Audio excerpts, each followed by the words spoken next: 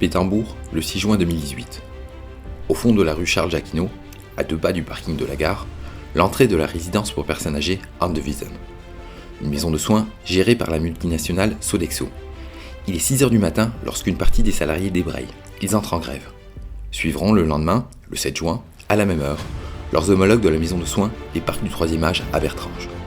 Et enfin, le 15 juin, ceux de 2 maisons de soins gérées par Cita Senior, l'une à Luxembourgville, l'autre à Pétange.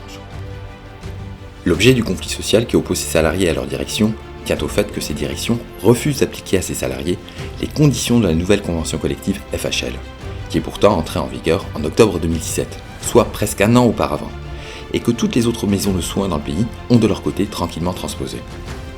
Le conflit dure déjà depuis des mois. Une procédure de conciliation a été tentée. En vain. Les directions de ces 4 établissements s'obstinent.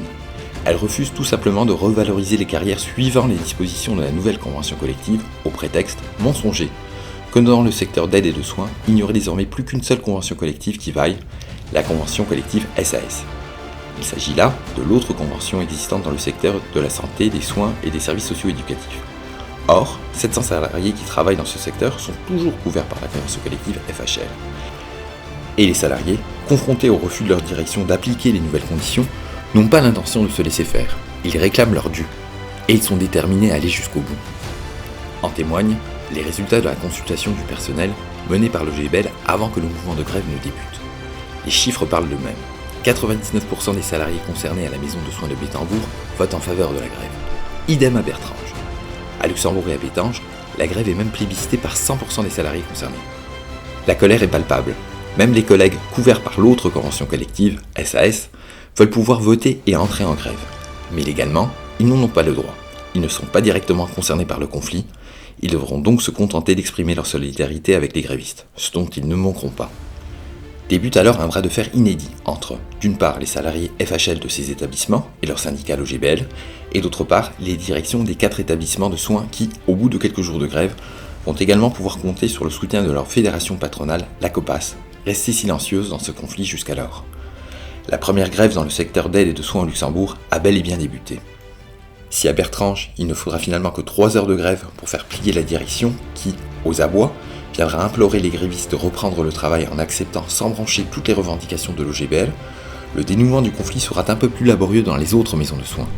Le tout sur fond de guerre d'image, de désinformation et de tentatives d'intimidation de la part des directions. S'enchaînent de longues journées, surtout pour les salariés de Handewiesen, qui, installés dans le rond-point devant l'entrée de la maison de soins, vont faire grève pendant 11 jours, multipliant les défilés improvisés autour de l'établissement, drapeaux et sifflets à la main, histoire de rappeler régulièrement à leur hiérarchie pourquoi ils sont là, pourquoi ils ont cessé le travail.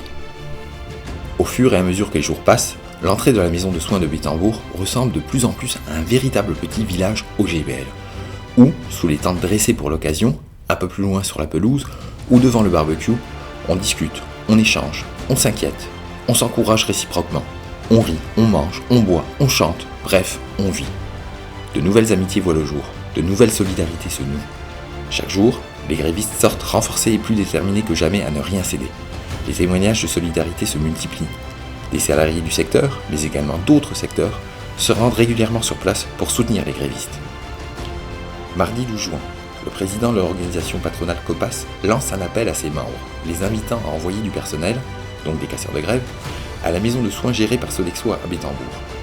Contrairement aux affirmations répétées par la direction de Handewiesen, selon laquelle tout serait sous contrôle, le fonctionnement de l'établissement ne semble donc plus pouvoir être assuré correctement. L'appel du président de la COPAS provoque une onde de choc. Prêter de la main-d'œuvre au cours d'une grève est tout simplement illégal. La direction avait déjà tenté de faire appel à des intérimaires le samedi précédent.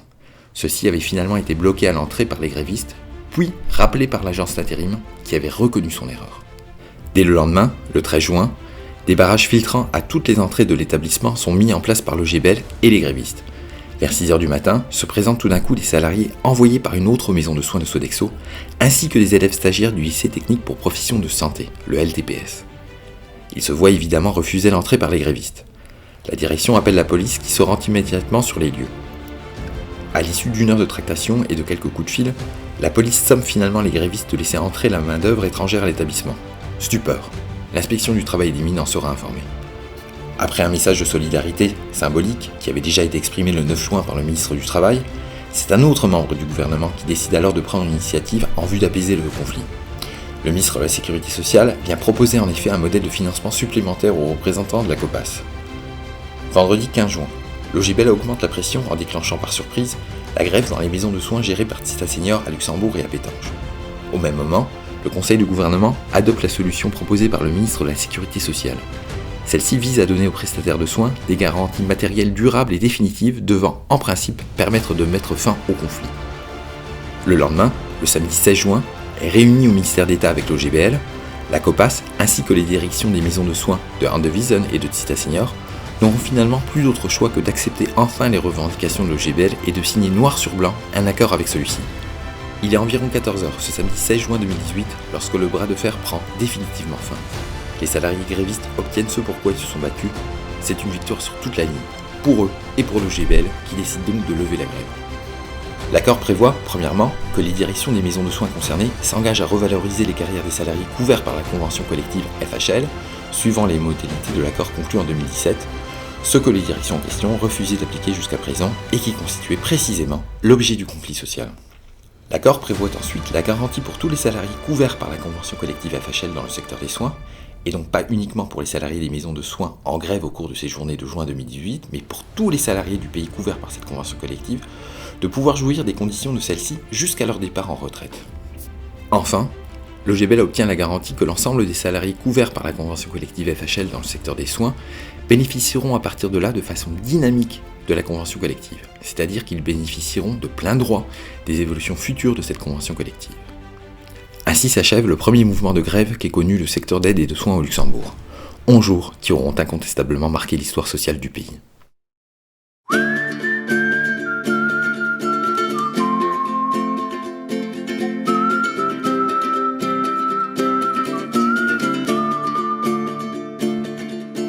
Maar wie het leidt, da geht da wieder leid.